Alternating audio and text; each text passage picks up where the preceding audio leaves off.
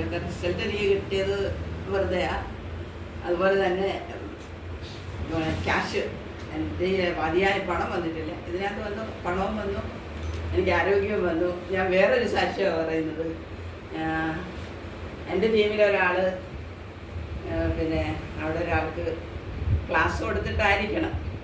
Anil sir എപ്പോഴും ഇവിടെ പ്രസംഗിക്കാറുണ്ട്. എൻ്റെ ഒരു വലിയ സാക്ഷ്യമാണ്. എൻ്റെ കുടുംബജീവിതത്തിൽ ഞാനേറെ സന്തോഷവാനാണ്, എൻ്റെ വൈഫും സന്തോഷവാനാണ്. സാറത് പറയുമ്പോഴൊക്കെ എല്ലാവരും ചിരിക്കും. ഇവിടെ ഇപ്പം കൊച്ചു പിള്ളേരൊന്നും ഇല്ലല്ലോ, നമ്മളെല്ലാവരും വലിയ മനുഷ്യരല്ലേ. ഇത്രയും പ്രായം, എനിക്ക് 63 വയസ്സുണ്ട്.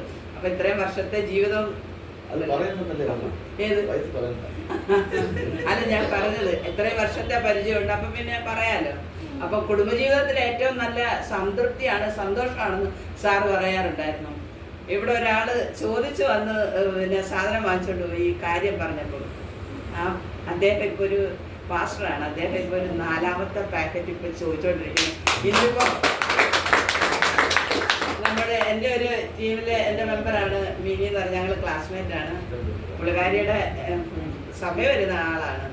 അദ്ദേഹം ഇപ്പം വിളിച്ചു, ഒരു പ്രോഡക്റ്റ് വേണമെന്ന് പറഞ്ഞു. ഇങ്ങോട്ട് ഒരെണ്ണം മേടിച്ചതേ ഉള്ളൂ.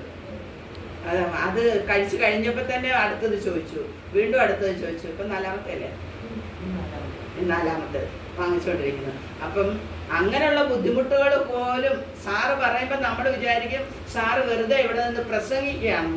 പക്ഷെ പ്രസംഗമല്ല, പ്രൂവ് ചെയ്യുക. ഇപ്പോൾ ഇത് എന്നെ സംബന്ധിച്ച് അത് പ്രൂവ് ചെയ്തിരിക്കുക. കാരണം എന്താണെന്ന് സാർ ഇവിടെ നിന്ന് പറയുമ്പം ശരിയാ, അവരുടെ കാര്യം, അവർ വെറുതെ ബിസിനസ് അല്ലേ, സാറ് ബിസിനസ് ചെയ്യുന്ന ആളാണ്, ബിസിനസ് അല്ലേ.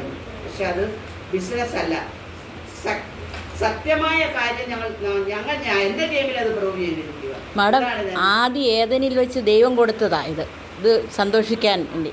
അതാവട്ടെ, അത് ദൈവത്തിന്റെ വഴി. ഇത് ദൈവത്തിന്റെ വഴിയല്ലല്ലോ നമ്മളിപ്പോൾ ചെയ്തുകൊണ്ടിരിക്കുന്ന. ദൈവത്തിന്റെ വഴിയാണെങ്കിൽ പോലും നമ്മളൊരു പ്രവൃത്തി ചെയ്യുക, ആ പ്രവൃത്തിയുടെ ഫലമാണ് പറയുക. സാറ് പ്രസംഗിക്കുമ്പോൾ അത് എല്ലാവരും ചിരിച്ചു തള്ളുമായിരുന്നു. ആരും ചിരിച്ചു തള്ളണ്ട. ദമ്പതിമാർക്ക് നിങ്ങൾ പലരും രഹസ്യമായിട്ടാണ് അവരുടെ ജീവിതത്തിലെ പ്രശ്നങ്ങൾ അവർ കൊണ്ടുപോകുന്നത്. കാരണം സന്തോഷമായിട്ട് അങ്ങ് പോകുന്നു. പക്ഷെ ഇതൊന്നും ആരും പുറത്ത് പറയുന്നില്ല.